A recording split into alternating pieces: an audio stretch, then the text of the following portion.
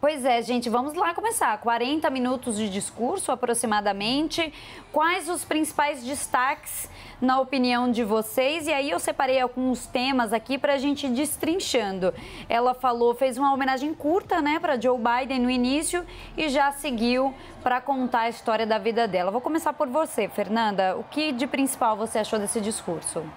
Olha, Dela, um discurso bastante completo no sentido de que ela faz referências à própria família, uma deferência ao Joe Biden, depois conta um pouco da sua história, né, contextualiza pessoalmente essa eleição e, claro, endereça a mensagem do ponto de vista do que ela entende ser a sua diferença em relação ao opositor, o Donald Trump, assim como menciona algumas das mais importantes agendas de política doméstica e também de política externa.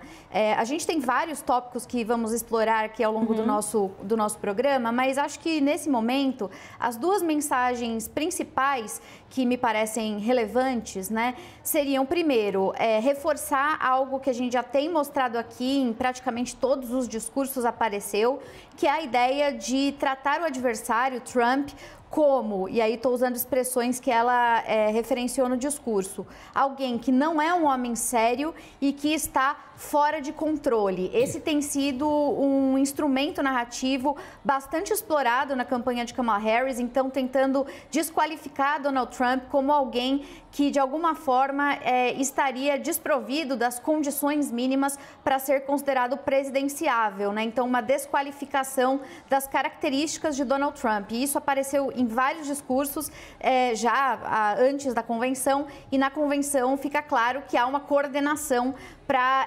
descrevê-lo dessa mesma maneira. Em relação à sua fala a respeito dela própria, é bem interessante como o discurso ele é permeado de vários paralelos, alguns mais diretos, outros mais indiretos, mas sempre comparando-a com Donald Trump. E aí eu diria que são algumas chaves principais, né? Separei aqui 5, que eu só vou citar e depois a gente pode detalhar melhor, mas em primeiro lugar, ela se apresenta como a candidata da classe trabalhadora, inclusive conta a história da sua família e nesse sentido, né, estabelece a comparação com o Trump, dizendo que ele é apenas mais um bilionário. Depois, ela vai dizer que ela representa, a partir da sua própria biografia e da sua família, uma espécie de realização do sonho americano e que ela vê a imigração como um traço da identidade dos Estados Unidos, enquanto Donald Trump, nesse caso, traça a imigração como uma ameaça, né, existencial, como a fonte de criminosos e tal. Depois, em terceiro lugar, ela diz que ela dedicou a vida a combater a injustiça e que ela é um fruto do movimento de direitos civis nos Estados Unidos, enquanto Donald Trump é um condenado. E uma informação que ela traz e que é muito importante é que ele é um condenado não pelo sistema, mas pelo americano médio comum, que compôs o júri que o condenou.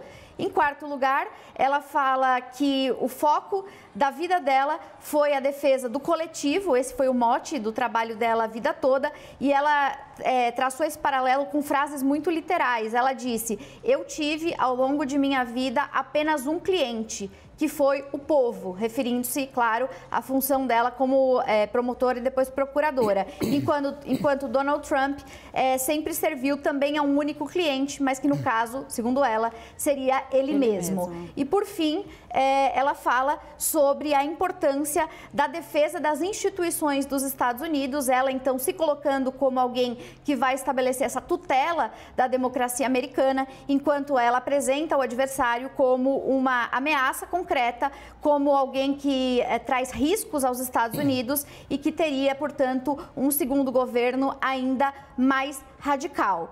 Esses, para mim, são os 5 paralelos que mais seriam interessantes de destacar em termos de mensagem, né? A mensagem central foi justamente o tempo todo se comparar e colocá-la, evidentemente, como a opção que atende mais ao coletivo, atende mais ao americano comum. Aí depois, claro, ela vai falar de algumas agendas domésticas, de agendas externas, mas aí eu volto depois para falar sobre isso, Derla.